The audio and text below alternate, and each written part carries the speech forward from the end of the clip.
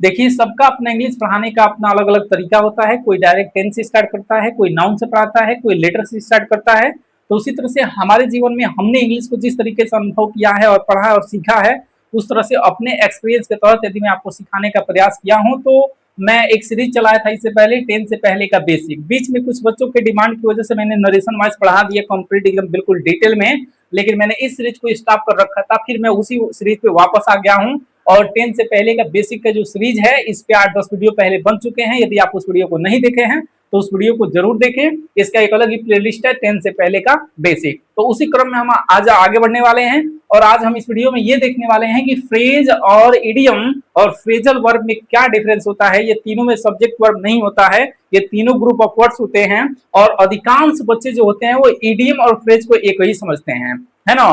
तो इस बारीक अंतर को हम देखेंगे और टेंस में इसका क्या रोल होता है। तो कोई बहुत बड़ा रोल नहीं है, लेकिन इसका जब नाम आता है तो बच्चे कंफ्यूज रहते हैं।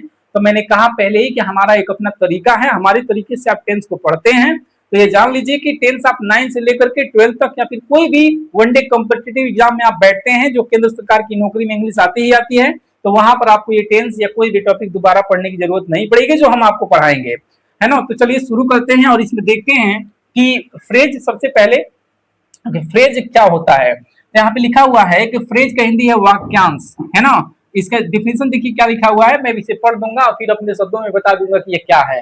तो कह रहा है कि अ ग्रुप ऑफ वर्ड्स यानी शब्दों का एक ऐसा समूह विच जो हैज नो कॉम्बिनेशन, जिसमें कोई कॉम्बिनेशन नहीं होता है, कोई संयोजन नहीं होता है आपस में, ऑफ सब्जेक्ट यानी कर्ता का, एंड वर्ब और क्रिया का, and which gives no complete sense और न तो कोई कंप्लीट सेंस देता है, is called phrase. I hope शायद आप समझ गए होंगे, और यदि नहीं समझे होंगे तो हमारी भाषा में इसे देख लीजिए। फ्रेज का मतलब होता है ग्रुप ऑफ वर्ड्स। उस ग्रुप ऑफ वर्ड्स के अंदर कोई सब्जेक्ट नहीं होगा और कोई वर्ब नहीं होगा, और यदि सब्जेक्ट होगा तो वर्ब नहीं होगा, वर्ब होगा तो सब्जेक्ट नहीं होगा। ये बात ध्यान रखिएगा, है ना। यदि वर्ब हुआ भी तो सब्जेक्ट नहीं रहेगा, और यदि सब्जेक्ट रहा भी तो वर्ब नहीं रहेगा। मतलब सब्जेक्ट या वर्ब का कॉम्बिनेशन नहीं रहेगा, आपस में एक साथ दोनों नहीं रहेंगे, है ना। और उसका जो मीनिंग होगा वो अधूरा होगा, वो कंप्लीट सेंस नहीं देगा, समझ रहे हैं। तो इस चीज को, इस ग्रुप ऑफ वर्ड्स को हम लोग नाम देते हैं फ्रेज। चलिए एग्जांपल देख लेते हैं। यहाँ पे कह रहा है ऑन द टेबल। अब आप मुझे बताइए इसमें कोई सब्जेक्ट या कोई वर्ब है क्या। सेंटेंस हम लोग पढ़े होंगे पूरा कि the cat is on the table, है ना, the cat is on the table, यानी बिल्ली मेज पर है। तो ये सेंटेंस एक पूरा वाक्य है, आप समझ सकते हैं, है ना। अब उसी में से केवल ऑन द टेबल ले लिया गया, तो ऑन द टेबल में ना सब्जेक्ट है ना वर्ब है ना। आगे द कैट बोल रहे हैं, इज बोल रहे हैं, तो कैट उसका क्या है, सब्जेक्ट है, और इज वर्ब है, और बाकी अदर वर्ड में आ रहा है। तो इस अदर वर्ड का नाम ही जो अपने आप में अधूरा है, इस ग्रुप ऑफ वर्ड्स का नाम ही क्या है जी, फ्रेज है। इस तरीके से ऑन द टेबल, इसका हिंदी क्या है, टेबल के नीचे, under the table and table के, sorry, on the table table के ऊपर, अंडर द टेबल टेबल के नीचे, इन द गार्डन यानी बगीचे में। और यहाँ पे कह रहे हैं कि माई फ्रेंड राजू यानी मेरा मित्र राजू। अब देखिए क्या है इसमें, कोई अच्छा, यदि आप इसको सब्जेक्ट मान भी लेते हैं कि मेरा मित्र राजू एक बहुत अच्छा डॉक्टर है, ऐसा कुछ, तो ठीक है। यदि ये सब्जेक्ट है तो इसका वर्ब कहाँ है बताइए, है ना। तो यह एक ग्रुप ऑफ वर्ड्स है। ग्रुप ऑफ वर्ड्स में शायद समझ रहे होंगे, एक से ज्यादा वर्डों का समूह, एक से ज्यादा शब्दों का समूह। तो ये कह रहे हैं कि माई फ्रेंड राजू, यदि ये सब्जेक्ट है तो फिर इसका वर्ब नहीं है, तो इसलिए क्या है, यह फ्रेज है। इसका नाम क्या है जी, फ्रेज है। टेंस में इसका नाम आएगा बार बार, इसलिए मैं बता रहा हूं कि इसको ध्यान रखिएगा। आगे कह रहे हैं कि इन द एंड, इसका मतलब होता है अंत में, है कि नहीं। तो ये क्या है, अधूरा मीनिंग है और अपने आप में इसमें सब्जेक्ट वर्ब नहीं है, तो ये क्या है, फ्रेज है। लास्ट देखिए आपका फॉर अ लॉन्ग टाइम, इसका मतलब क्या होता है, लंबे समय के लिए, है ना, एक लंबी समय की अवधि के लिए। तो यहाँ पर ये भी क्या है, फ्रेज है। अब आइए देख लेते हैं इडियम। अब कितने बच्चे ऐसे होते हैं जो इडियम और फ्रेज को एक ही समझ रखते हैं, जमीन और आसमान का फर्क है मेरे बाबू। चलो देख लेते हैं। यहाँ पे कह रहा है इडियम को हिंदी में कहते हैं मुहावरा। देखिए यहाँ पे क्या लिखा है कि an idiom is a phrase, यानी इडियम भी एक फ्रेज ही होता है। अच्छा बताइए, फ्रेज इडियम एक फ्रेज होता है, क्यों भाई। क्योंकि देखो फ्रेज का फाउंडेशन क्या था कि फ्रेज में ग्रुप ऑफ वर्ड्स होगा, उसमें सब्जेक्ट या वर्ब नहीं होगा, समझ रहे हैं, और अधूरा भी नहीं होगा।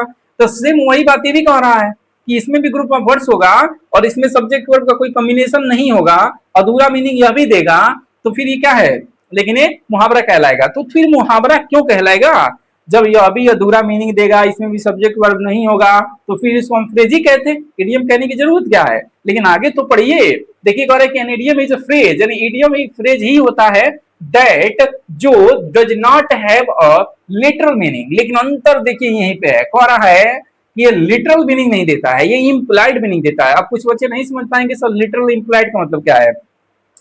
बेटा लिटरल का मतलब होता है शाब्दिक अर्थ, मतलब एक एक शब्दों से आप जो आप उसका अर्थ निकाल रहे हैं उसको कहते हैं लिटरल मीनिंग। जैसे देखिए यहाँ पर on the table, the table के यहाँ पे क्या, टेबल के टेबल है, ऑन माने पर है कि नहीं, टेबल माने मेज कह रहे हो, ऑन माने पर कह रहे हो, तो ये डिक्टो मीनिंग, ये लिटरल मीनिंग हुआ कि नहीं हुआ, शाब्दिक अर्थ इसी को कहते हैं। जैसे यहाँ पे देखिए इन द गार्डन, गार्डन में सोचेगा बगीचा, इन माने में आता है, कहने नहीं होता, तो यहाँ पे हो गया बगीचे में, है ना। यहाँ देखिए माई फ्रेंड राजू, तो मेरा, माई माने मेरा, फ्रेंड माने मित्र, राजू एक नाम है, तो मेरा मित्र राजू, तो इसी को कहते हैं बेटा लिटरल मीनिंग, है ना। और यहाँ पे कह रहा है मुहावरा, इसमें भी सब्जेक्ट वर्ब नहीं होगा। जब मुहावरा एक फ्रेज ही होता है, सॉरी, हाँ मुहावरा एक फ्रेज ही होता है, तो इसका मतलब यही हुआ ना कि फ्रेज वही होता है जिसमें सब्जेक्ट वर्ब नहीं होता है, ग्रुप ऑफ वर्ड्स होता है।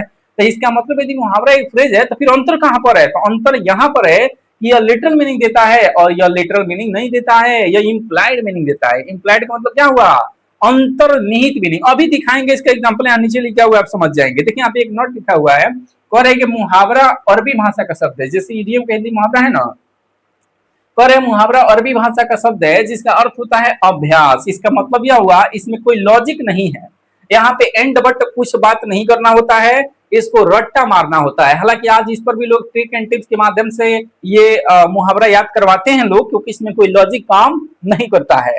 देखिए जैसे यहाँ पे लिखा हुआ है कि कैट्स एंड डॉग, अब आप समझ जाएंगे, ध्यान से देखिए। तो आप हिंदी क्या निकालेंगे, सर बिल्ली का यहाँ पर प्लूरल बनाया गया बिल्लियां और कुत्ते, जबकि ऐसा नहीं है। कैट्स एंड डॉग का हिंदी होता है मूसलाधार वर्षा। ये अलग बात है कि बिल्लियां और कुत्ते के लिए आप कैट्स एंड डॉग प्रयोग करेंगे, यानी कुछ इडियम ऐसे होते हैं जो अपना नॉर्मल सेंस भी देते हैं, लेटरल मीनिंग भी दे सकते हैं, लेकिन कई बार ये कैट्स एंड डॉग एक इंप्लाइड मीनिंग देता है। इंप्लाइड मीनिंग का मतलब होता है अंतर्निहित मीनिंग। आप इसको एक एक वर्ड का हिंदी नहीं निकाल सकते हैं, समझ रहे हैं। तो यहाँ पे इसका हिंदी है मूसलाधार वर्षा। अब यहाँ पे देखिए ईट द सैक, इसका हिंदी क्या है, सो जाना। यहाँ पे देखिए store in a tea cup, इसका हिंदी होता है बात का बतंगड़ बनाना। यानी कुछ लोग होते हैं जो छोटी सी बात को जो है कि बढ़ा चढ़ा करके उसको बिना मतलब का फालतू का लंबा खींच देते हैं, तो उसी को कहते हैं बात का बतंगड़ बनाना। अब बताइए स्टोर मतलब तूफान हो गया, इन मने में हो गया, ए मने एक हो गया, ऐसा कोई लॉजिक है क्या यहाँ पे, बिल्कुल नहीं है। तो ये लॉजिक नहीं है, जबकि यहाँ पे ऐसा लॉजिक था कि गार्डन में बगीचा, इन मन में, बगीचे में, ऐसा निकाल रहे थे, लेकिन यहाँ पे ऐसा कुछ निकल ही नहीं रहा है। यहाँ पे देखिए एलिफेंट, ये देखिए कितना कमाल का एक इडियम है, कह रहा है एलिफेंट इन अ रूम, इसका हिंदी क्या है, आप कहेंगे एक कमरे में हाथी, बलंडर हो जाएगा, समझ रहे हैं। ऐसा नहीं है, इसका हिंदी क्या है, एक ऐसी समस्या जिसके बारे में कोई बात नहीं करना चाहता। कुछ ऐसे मुद्दे होते हैं समाज में जिस पर लोग बात छेड़ना ही नहीं चाहते हैं, है ना। तो इस तरह के जो समस्या है जिस पे कोई बात ही नहीं करना चाहता, तो समझ जाइएगा उसे एलिफेंट इन रूम कहते हैं, ठीक है। तो इस तरीके से अपने आप में क्या हुआ, एक इडियम हुआ बाबू। यहाँ पे कह रहे हैं कि रिचार्ज वंस बैटरीज। अब देखिए रिचार्ज वंस बैटरीज, एक एक हिंदी नहीं निकलेगा, डिक्टो मिला जुला कर रट्टा मारना पड़ेगा कि इसका हिंदी होगा आराम करना और ऊर्जा हासिल करना। मतलब आप कोई काम कर रहे हैं, थक गए हैं, तो आप आराम कर लीजिए, थोड़ा सा एनर्जेटिक हो जाइए, फिर से काम करिए, है ना। तो इस तरीके के, आई होप कमजोर से कमजोर बच्चा भी समझ गया होगा कि सर ईडियम और फ्रेज में क्या अंतर होता है। लेकिन इसके लिए कुछ नोट भी हैं, वो नोट हम अभी नेक्स्ट स्लाइड पे देखेंगे, दो तीन नोट और भी आपको क्लियर हो जाएगा यदि आपको क्लियर नहीं हुआ है तो, है ना।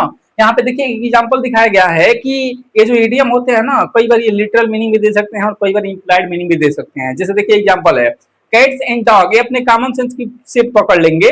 Cats and dogs can not be, यहाँ पे कह रहा है फ्रेंड्स, इसका मतलब क्या हुआ, कुत्ते और बिल्लियां कभी मित्र नहीं हो सकते। अब यहाँ पे आपका सर मूसलाधार वर्षा, तो मूसलाधार वर्षा कभी मित्र नहीं हो सकता, ऐसा तो होगा नहीं। तो यहाँ पे हम अपने कॉमन सेंस से पकड़ लिए कि कैट्स एंड डॉग क्या हुआ, यहाँ पे लिटरल मीनिंग दे रहा है cats and dog. Cat and dog माने कुत्ता और बिल्ली, ये लिटरल मीनिंग आ रहा है, यानी ये कभी दोस्त नहीं हो सकते, तो ये लिटरल मीनिंग हो गया। इंप्लाइड मीनिंग देखिए यही कैट्स एंड डॉग यहाँ पे इंप्लाइड देगा। इंप्लाइड मतलब क्या हुआ, इंप्लाइड मतलब हुआ अंतर्निहित मीनिंग, है ना, जिसमें आप डिक्टो एक एक करके नहीं निकालेंगे आप। देखिए कह रहे हैं कि it is raining cats and dog, इसकी हिंदी क्या है, अच्छी बताइए। रेनिंग का मतलब होता है वर्षा होना, है ना, इज एम आर के साथ बिफोर लिखा गया तो वर्षा हो रही है।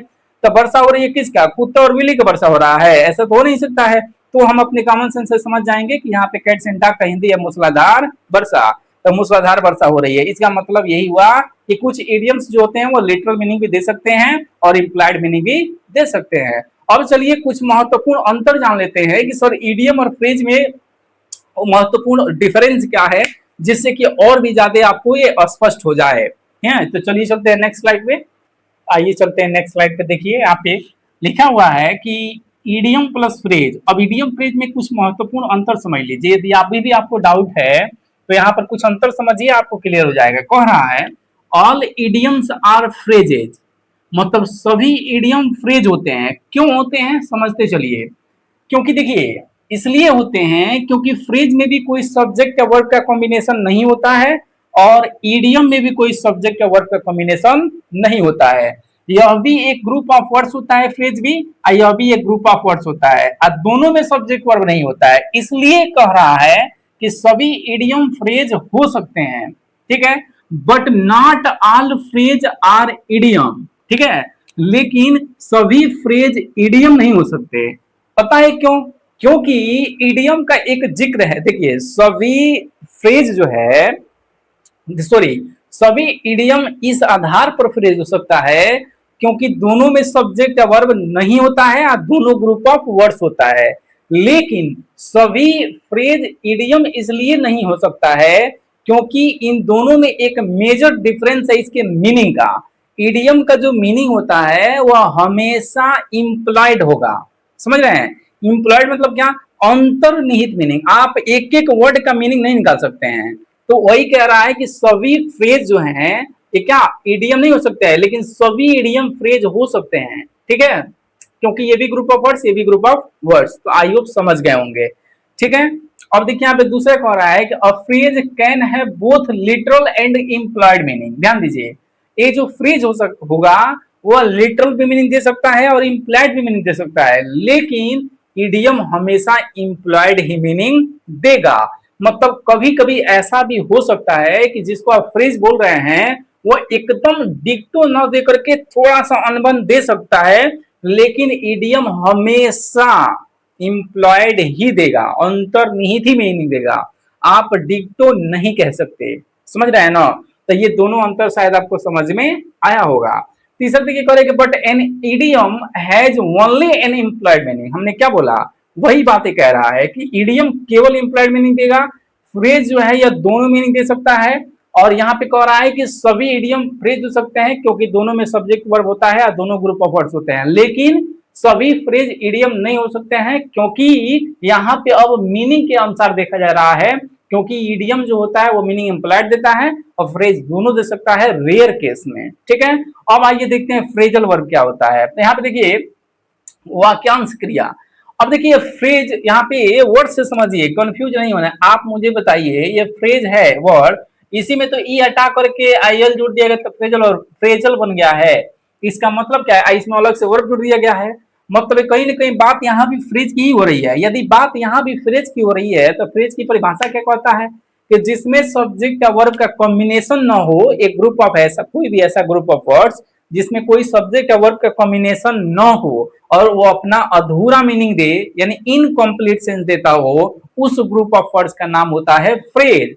अब चूंकि फ्रेजल वर्ब तो फ्रेज से बना है फ्रेजल, अलग से जुटा है वर्ब, अर्थात मेन कहानी है यहाँ वर्ब की, ठीक है। अर्थात कोई भी ऐसा ग्रुप ऑफ वर्ड्स जिसमें वर्ब तो होगा, क्योंकि इसमें वर्ब जुड़ा हुआ है तो वर्ब तो होगा, है ना, लेकिन उसमें सब्जेक्ट नहीं होगा।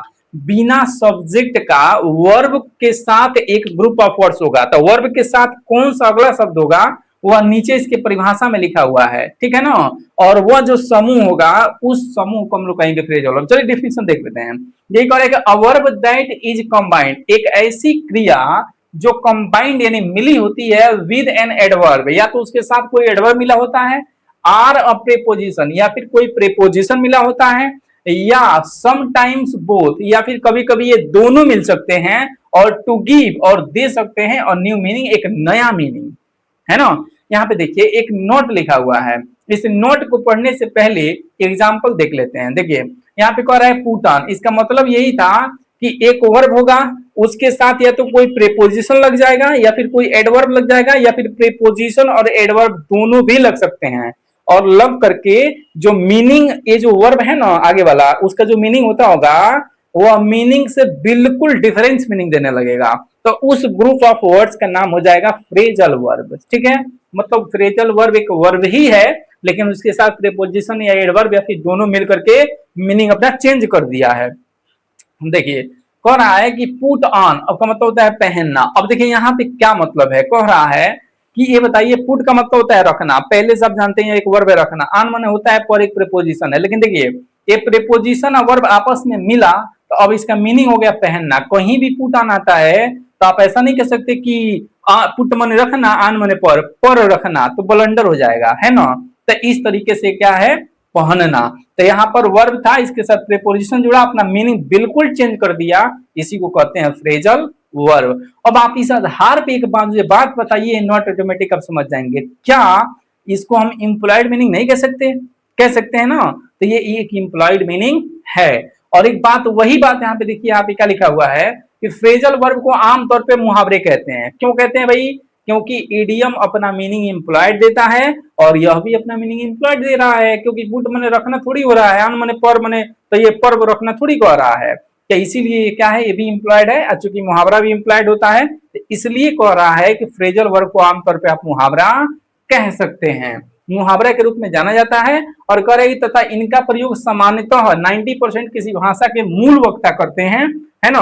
और इनका भी शाब्दिक अर्थ नहीं होता है, मतलब इंप्लॉयड मीनिंग होता है। मतलब आप फ्रेजल वर्ब को इडियम कह सकते हैं सामान्यतः। क्यों? क्योंकि दोनों अपना मीनिंग इंप्लॉयड दे रहा है और दोनों में सब्जेक्ट वर्ब का कोई कॉम्बिनेशन नहीं है, ठीक है ना। चूंकि इसका जो इडियम होता है ये वर्ब की तरफ भी बिहेव कर सकता है, वर्ब की तरफ भी अपना मीनिंग, जैसे कभी हिट द सैक हिंदी का था सो जाना, है कि नहीं। तो एक वर्ब की तरह हिट उसमें अपने आप में एक वर्ब था, लेकिन सैक वर्ब नहीं था, है ना। सॉरी, सैक कोई प्रीपोजिशन या एडवर्ब नहीं था, क्योंकि फ्रेजल वर्ब का एकमात्र कंडीशन है कि एक वर्ब तो उसमें निश्चित रूप से होगा ही होगा और उसके बाद एक प्रीपोजिशन होगा, नहीं तो एडवर्ब होगा, नहीं तो दोनों भी हो सकता है। लेकिन इडियम में ऐसा कोई बाउंडेशन नहीं है कि एक यही होगा तो दूसरा यही होगा, कुछ भी हो सकता है ना। यदि ये वीडियो के बाद भी आपको कंफ्यूजन रह गया तो फिर दिक्कत है बाबू। तो इसलिए मैं आराम से बता रहा हूं, इस चीज को आप फिर से समझ लें कि इडियम और फ्रेजल वर्ब किस आधार पे दोनों एक हैं और किस आधार पे एक नहीं भी हैं, इस बात को समझिए। देखिए फ्रेजल वर्ब, यदि ये बताओ फ्रेजल वर्ब और इडियम दोनों एक ही है तो फिर अलग अलग नाम क्यों दिया जा रहा है? बच्चे ऐसे भी तो पूछ सकते हैं।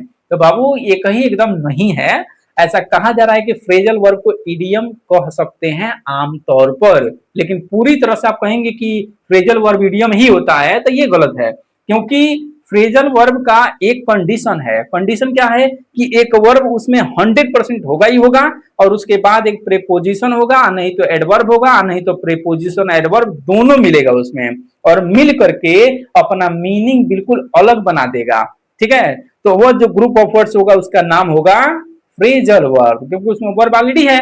अब वो इडियम भी इसलिए कह दे रहे हैं क्योंकि इसका मीनिंग एम्प्लॉयड है और ईडियम का मीनिंग भी इम्प्लॉयड होता है। तो इम्प्लॉयड मीनिंग देने के कारण इसको सामान्य तौर पे ईडियम कहा जा सकता है। किसको?